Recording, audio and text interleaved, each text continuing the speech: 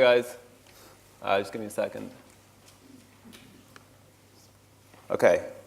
So, thanks Martin. Thanks for inviting me. And as you guys have already seen, I think this event is incredibly well organized, and I'm excited to kind of kick it off. I'm going to keep this very high level. I basically spent the last 4 years or so in the depths of Silicon Valley, first at Google, then at Facebook.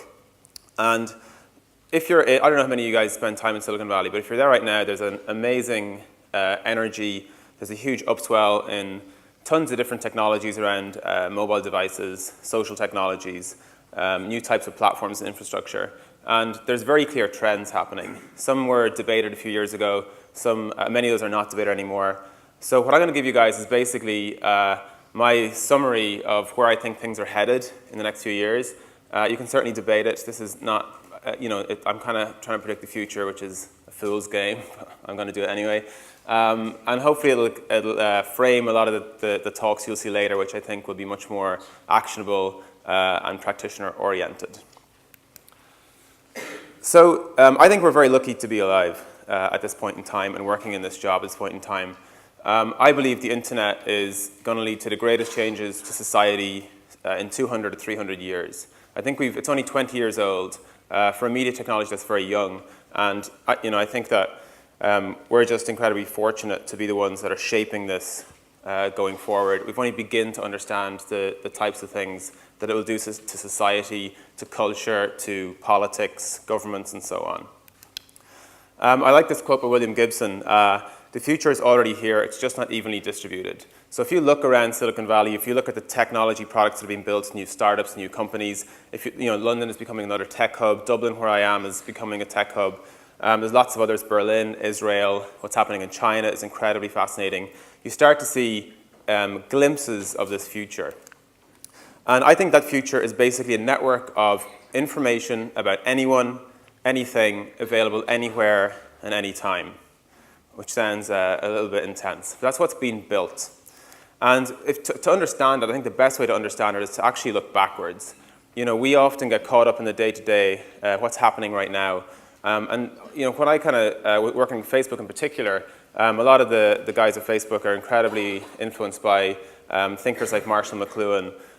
They look back at media theory over the last kind of few decades, even hundreds of years. If you look back at all these technologies and when they were invented, it's actually really interesting because the same thing happens every time a new media technology is invented, and it's exactly the same thing that's happening today. I'm not going to go through all of these. I'll just go through a few of them. So when the telephone was invented, Alexander Graham Bell, the inventor of the telephone, he basically pitched his invention as a broadcasting device. He basically said that the telephone was for putting on a stage in front of musicians or a religious sermon, and it was a way to broadcast it out to the world and for people to basically huddle around their telephone and listen. Right? He had no idea that he had just invented a two-way communication and it would actually revolutionize how we talk to one another. The same was true for cinema. The first movies were not the types of movies that we see today. They were visual newspapers. They were basically pretty incoherent streams of film all stuck together, kind of like flicking through a newspaper. There was, current affairs, sport, and so on. Same was true for TV. The first TV shows were filmed plays. They were not the types of shows we see today. And the same was true for the internet. When the internet came along, and again, remember, very, very recently in the grand scheme of things, we basically looked at existing ways we work and applied that. So you see things like pages. We looked at books. You even see it today in a lot of the apps. People are looking for media technologies that exist today and trying to apply it to the things they're building for tomorrow. And that, in my opinion, that's a mistake. It's the same mistake that people have made for many, many, many generations when all these inventions came to be. And McLuhan actually, I think, summarizes this best, where he basically says that we're walking backwards into the future. We're basically looking at the things that are being invented, looking at how society is today and before us, and applying that. And I think by doing that, you're basically missing all of the amazing opportunities that the internet affords us. The way that I describe this, I often whiteboard this to people. The way that I describe this is that this is the internet that we kind of grew up around. It was basically pages all linked together. And I think this is actually basically beta for the internet. I think the internet that's being built now is much more interesting and very different in how it's structured. You basically have data being served to you that can be an app, a website, a phone, a tablet, a huge monitor on your desk. It doesn't really matter. But every time that data is served to you, you basically get, you bring information with you, like your interests, your behavior, what you've done before, your friends, who your friends are, what their interests are, what their behavior is. Or you basically bring this with you. And depending on whether you trust the company you're dealing with, you'll decide to share that information or not. And thinking about the internet and the products you design and build in this frame actually completely changes how you think about it. I have kind of some examples. Again, these are like super loose. I'm sure many of you guys work in these industries, and I hope that you'll go on to make these things a lot more actionable and practical than I have. If you think about news, on one hand you have any kind of prospective customer, prospective user, their behavior, their interests, their friends, their location, demography, anything you can possibly imagine about that person. On the other side, you have all of these services, Facebook, Twitter, Google, loyalty cards, data aggregators, like tons and tons of data about people. And what we're making, I think, is a thing in the middle. So for news, I think very, very soon, news is going to look like this. When we look at news through some digital means, we'll see local news, because they'll know where we are. News based on your interests, news your friends have read, news people like you have read, world news, right? And the reason that these kinds of products, we're already seeing the beginnings of them, will be much better than what we have today, is because it'll be much more personalized and interesting to every one of us individually. All of us, when we open BBC, will have a unique, personalized experience of news. I'm not particularly interested in cricket, for example. I won't see cricket. I'm incredibly interested in football. I support Arsenal, if anyone cares about that. I'll see a lot of things about Arsenal. It's good times these days. That might not last. TV, what will TV look like? Movies your friends have watched, shows your friends watched, movies and shows based on your interests. Again, this is a much better experience. When all of us turn on Sky, what we get is basically, for the most part, here's 999 channels. And I don't know why there isn't 1,000. There's probably some technical reason. And no one helps us filter through that stuff, right? It's just not a good experience. I know that I miss amazing TV shows all the time. All I do is basically turn on the same, I was going to say crap, the same stuff every day. I watch Grand Designs or I turn on Sky Sports. That's basically how it goes. E-commerce, you're going to learn a lot about me, for better or worse. E-commerce is similar, right? You're going to open an e-commerce app, website, whatever. Here's products your friends liked. Here's products people like you bought. Here's products based on your interests, and so on. It's going to be an incredibly personalized experience. And I think all offline experiences are actually going to be the same. I know there's people here from Tesco, for example. When you walk into Tesco in 5 years, in 10 years, you will all have an individually personalized experience. Target in the US are already doing things around this. I hope Tesco's like this, because if they don't do this, they're probably in a bit of trouble. You'll walk in and get an individual experience. Here's individual deals for you, coupons for you, because you trust us and you've shared information about yourself, your likes, your habits. You signed up for our loyalty program. We know what you buy. We know what you'd prefer to buy. Here's deals for those things. And again, the reason that this will happen, in my opinion, is because it's just going to have better returns. Right? If you have a personalized newspaper, you're going to read it more and click more stories. If you have a personalized experience when you walk in a Tesco, you're simply going to buy more stuff. So this, to me, is our new product canvas. This is the product canvas of the next, 5, 10, maybe 20 years. It's incredibly different to what we've all kind of grown up with for the last 5 or 10 years. It's certainly not the types of siloed, individual app or website things that we build today. And I think to be successful in the future, again, this is just my opinion, you'll need to think about this. The way that I describe this to people is that we're all designing complex, dynamically changing social systems. That's our job. So, maybe, I don't know if Martin will ever change the name, maybe this might say mind the system, right? That is literally what's happening. If that wasn't bad enough, already some people are like, what? This guy started talking about the Industrial Revolution. To make it more complicated, the internet is also permeating everything. This notion that people go online is already going away. People who are born with the internet don't think about going online. They think about it in the same way that all of us think about electricity.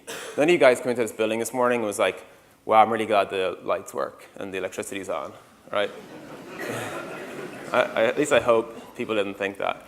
And this is the way that many generations younger than us, I'm trying to guess you guys' age, think about the internet, right? It's not something that you think about in the abstract. It's just there. And this is happening for us too. When we open apps on our phones, we're not thinking, wow, I'm really glad this app is connected to the internet.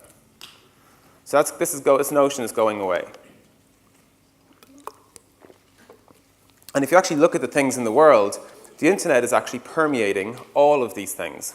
Nike, I was fortunate to work with Nike when I worked at Facebook and on Nike Plus and other things. It's incredibly interesting what Nike are doing. Nike are a company who makes sports gear, shoes, and football shirts. And suddenly, they're kind of becoming a software company. And that's interesting. The internet is permeating all of their clothes, their shoes, the things that they traditionally built. Same is true for our homes. I don't know how many of you guys are interested in Nest. It's an incredibly interesting device. It basically learns our habits over time around heating and how we prefer to live in our house. And that's, to me, the beginnings of something incredibly interesting. We will just see lots and lots of things in our homes that are internet-enabled, that learn our behavior in the background invisibly and just create a better experience for us. Again, personalized to each one of us. It's in taxis, right? The internet is in taxis. Halo has completely changed, certainly how I go about getting taxis. Money is the same. Square has completely changed, for the large part, how people think about the future of money and point-of-sale systems. In the past, if you needed to open a shop, you had to buy this big, huge point-of-sale system. It cost tons of money, hugely prohibitive for anyone who wanted to go in business and just literally open a cafe. You don't have to do that anymore. If you want to open a cafe and you need a point-of-sale system, you buy an iPad and you buy a little thing like that reads credit cards. And that makes opening a cafe incredibly accessible to far more people than before. And it's even true for things like weight. This is an ARIA weighing scales from Fitbit. Many of you guys, I'm sure, are aware of Fitbit. Basically, this is kind of simple. You step on the weighing scales. Every time you step on, it sends that information up to Fitbit servers, right? No big deal. Only what is interesting and what is a big deal is that it tracks that over time. And it will start to tell you things about how your weight has changed, how it correlates to other things in your life. If you plug that in with the runs you take with Nike Plus, the things you do on Facebook, maybe the nights out when you had 4 beers or more, maybe last night for some people, you'll see that this is suddenly a system of integrated parts that becomes far more powerful. And when this weighing scale exists, and it's £10, you're just not buying any other weighing scale, because the others look absolutely rudimentary in comparison. So I believe, personally, that by 2020, all businesses will be internet businesses. And sometimes when I show this, people don't know what to make of it. But some people think that that's not true, that there will always be businesses that are not internet businesses. I don't think so. I think any stall anywhere in the world will have things like iPads and squares and tablets, and they will be internet businesses. And some people look at this and go, that is way too long, that this thing is going to happen in like 2, 3, 4 years. 2020 is actually too far. It's actually just a convenient number. That's why I used it, I think. So this is where we're headed. Everything personalized and connected and available everywhere. The big kind of takeaway from this for me, when I started to think about this stuff and talk to a lot of people about it, was that you're not actually building destinations. You're not building a place for someone to go. You're not building this thing, whether it's a website, an app, a web app, and driving traffic to it. That is, in my opinion, a very outdated way of thinking about the internet and the products that we build. What you're actually building is publishing and aggregation systems. You're building things that aggregate data and pull in data from other services where the sum is greater than the individual parts. So often I use Facebook to describe this because I think it's one of the best ways of thinking about it. And when I worked there, I used to whiteboard this for a lot of partner companies that used to come in. Facebook is not a website, and it's not an app. It's a system. And the system is made up of lots of different components, but the best way of thinking about it, or the simplest way, is that there's a timeline, which is a view of yourself. There's a page, which is a view of a business, and then there's Canvas, which is where people build games and other things like that, apps. A lot of brands build apps. And then you have Newsfeed, which aggregates content from all these different sources and tries to rank it. Lots of people at Facebook often talk about this as an individual newspaper.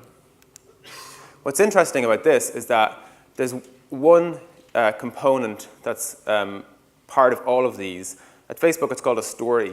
Other people use other words for it. It's basically an individual object. The newsfeed is basically a ranked aggregation of all the stories about you, all things your friends are doing, the brands you liked, the businesses you checked into, photos from parties. Timeline is all the stories that are specifically about you. A page is all the stories that are specifically about a business or a brand. And when you start to think about Facebook, not as a website or an app or a thing, an individual thing, but as a system, suddenly all sorts of different possibilities emerge, and you would take that product and build it in a completely different way than you would if you thought about it as a thing that you just drive all this traffic to and try and keep people in.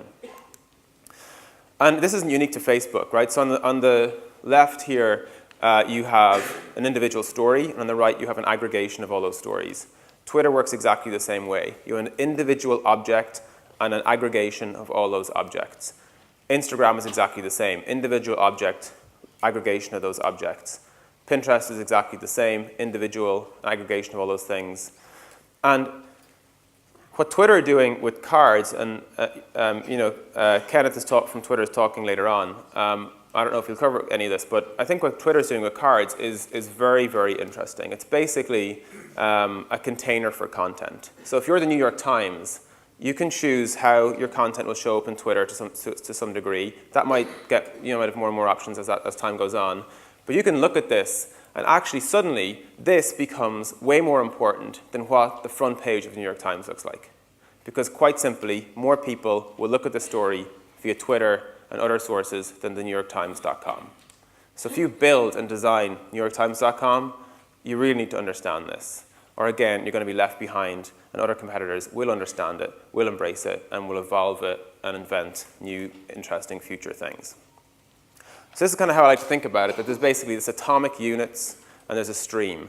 And the examples I've shown are all social sites. I don't think it's just social things. I think this will permeate lots of other businesses, apps, companies, websites. Any kind of business that you guys are in, you can probably imagine all the things that you create, all the content you create as individual units in a feed. Recently, I wrote a post about cards. I don't know if you guys have seen a lot of card-based design, but I think it's a really big deal. So basically, this is Google Now, which again is I think, an amazing product that's pointing towards this future of systems rather than individual products. I think cards are an incredible metaphor to use for designing these new things. There's tons and tons of reasons why, but they basically are these individual objects. They're easy to manipulate. You can do tons and tons of things with data on cards, front of cards, back of cards. You can expand cards. And you'll start to see if you create content and build things in this format, it suddenly becomes and make it accessible through lots of different APIs. It makes it really easy to integrate with all of the things that you build. And again, in this new world where everything is connected, the sum will be greater than the parts. And if you close off what you're building, you just won't be a part of that ecosystem, and you just won't see the value that everyone else will be getting from it. So to make things even more complicated, this just gets worse and worse, by the way. Information is exploding. The amount of information being published in the world is exponentially increasing. It's phenomenal, mostly driven through mobile technologies. It also means that the amount of information we have access to is also increasing exponentially. Like, I grew up in a world where my parents bought 24 encyclopedias. There wasn't even 24, I think there was like 22, and Q and Aura were together, I think, or something. I don't know, there's not enough information about Q in the world. So anyways, they bought these encyclopedias, 22 of them, put them on the shelf, and hoped that their children would read them. None of us ever did. They could have sold them as new like 20 years after they bought them. But that's the world that I grew up in. And that is not the world that we live in today. You can basically open your phone and access information about almost anything at the touch of a button in seconds. You can do it anywhere, right? This is an incredibly remote part of the Philippines. If you have a cell phone connection, you can pretty much look up information about anything, no matter where you are. And that fundamentally changes how people think about information and society in general.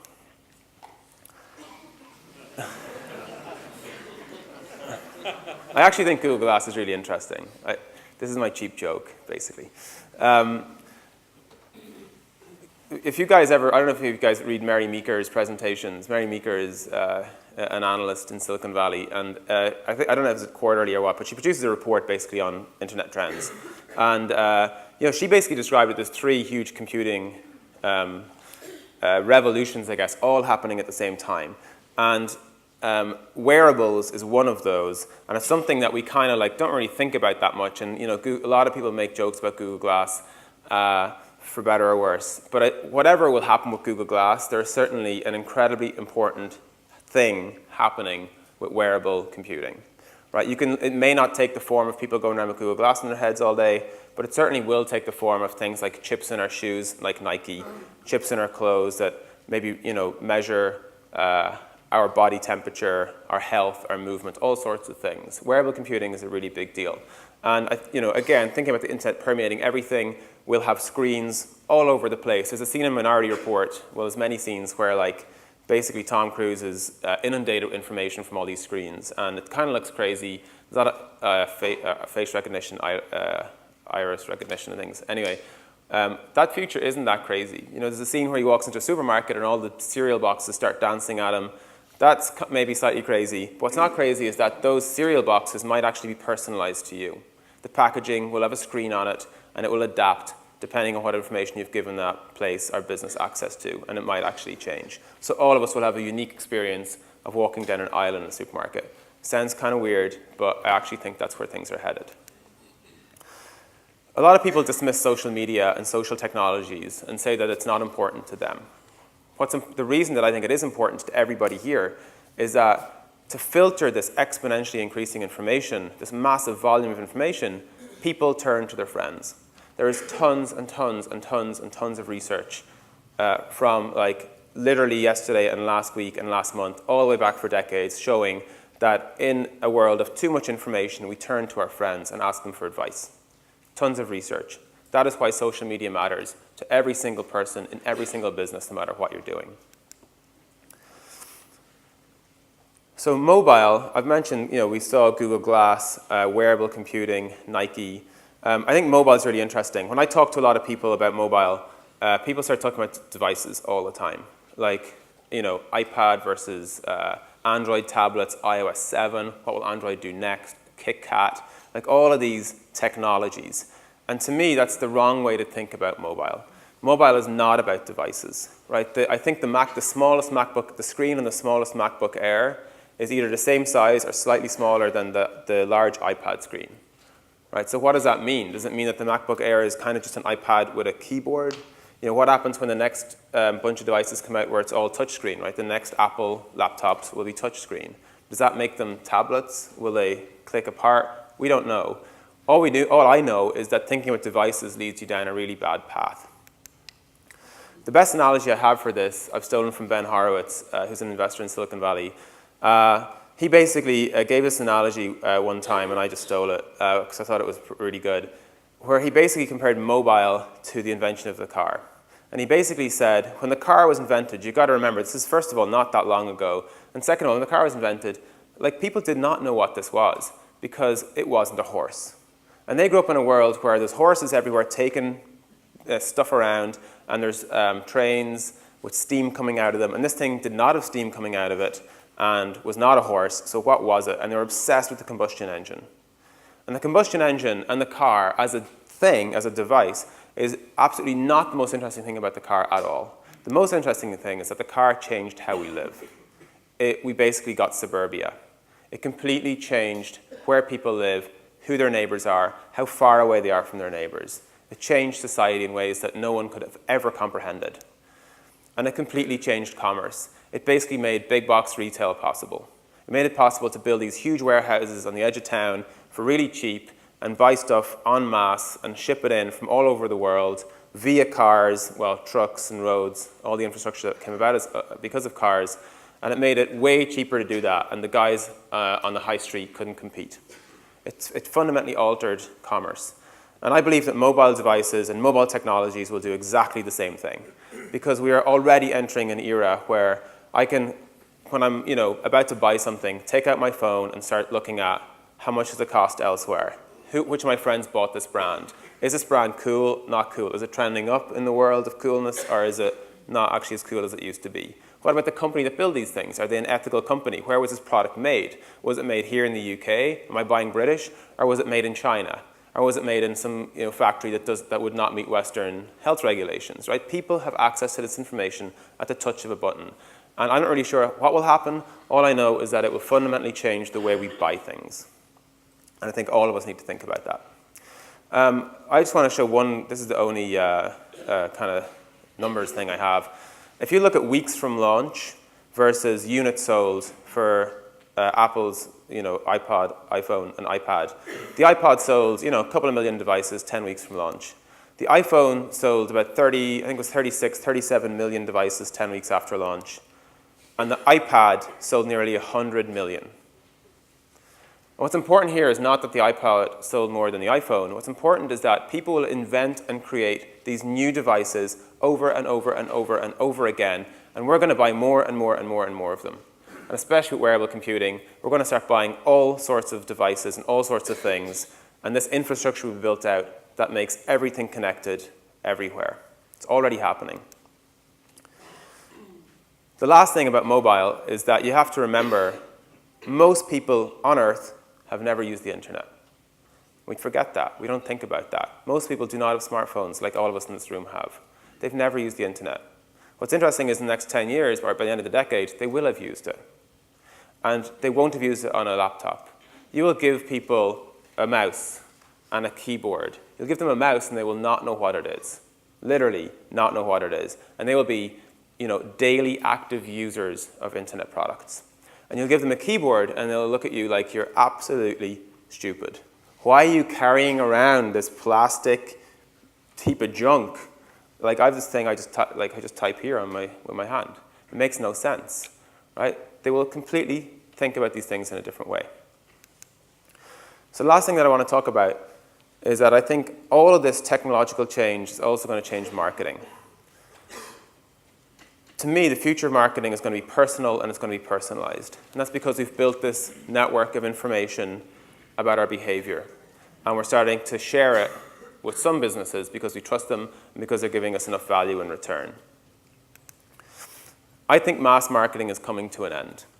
If you're in the world of broadcast and trying to get reach and trying to optimize for getting your message seen by as many people as possible for the lowest amount of money as possible, I don't think you're going to be around for very long. I don't think you're going to survive for very long. I don't think that your marketing efforts will see any kind of great rewards. And the reason is because you can now use behavioral data that you have permission to use from people who trust you, from customers who trust you, to give them the content that they're interested in, not the content that they're not interested in. We all see advertising every single day of the week. And the reason people say, I hate advertising, is because they're seeing stuff that is not personalized to them. In a world where advertising is personalized to you, suddenly, and the content is good enough, suddenly things get a lot better. And the final thing is that businesses, I should say, oh, I guess that's okay, I thought I made a mistake, business will look more like the past than the present. So 50 years ago, 60 years ago, if you walked into any shop that you buy from, they most likely knew who you were because it was like a village shop. Or you walked in and they said, hey, Paul, how's things today? Got your paper, here it is, here's your other thing. Right? They actually know what you're about to buy. If you walk into a clothes shop, hey, Paul, welcome back. We got these new suits in last week. I actually had my eye on this one for you. I thought it's exactly the kind of thing you're looking for. And I'm like, yeah, that is actually a nice one. They know you and they know your preferences. And that changed. It changed with mass marketing. Right? Now we walk into any shop on any high street and people have no idea who we are and they're not even nice to us most of the time. And I think that's going to change because the internet will permeate retail and it will change it. And suddenly you'll walk into the shop and they will know who you are. They've never met you before, but they'll know who you are because you've shared that data with them. And they'll know your preferences. And they will have built algorithms that basically recommend things. And this kind of gets a bit creepy and a bit weird. And the best product people in the world will figure it out. I think there's a future where it's not creepy. I think there's a future where it's really valuable and it's interesting and we'll love it. And maybe people in this room, will build that future. We'll walk in, people will know who we are, and they'll offer us personalized, tailored service. And it's just going to be better. And if you have two shops, one in which people kind of grunt at you and point at dressing rooms, and the other ones where they're like, hey, we know you like this kind of stuff because you've been here before, and we saved this stuff for you. We actually have it waiting for you, right? That's just a better experience. You're going to go to that place all the time. So that's it. We have a network of everyone and everything available everywhere. a future of exponentially increasing information, products as dynamically changing systems. I think we're all designers and builders of systems, not products. That's our canvas. And we'll see behavioral-based marketing and personal communication between businesses. My only advice to you, this is like the only advice I have, is you better move fast because your competitors will. And if you don't move fast, at Intercom, for example, we have continuous deployment. We ship new code every single day. I can have an idea today, I can email it right now, and it can be built tomorrow, or shipped tomorrow, maybe even shipped today. Right? That's how we've built the company. And I think all of you are going to need to do the same. You're going to need to be incredibly fast. And if you have roadmaps that don't ship for months and even years, I don't think you're going to survive. That's a very bad note to end on. I believe in you. Is that better? So move fast. Thank you very much.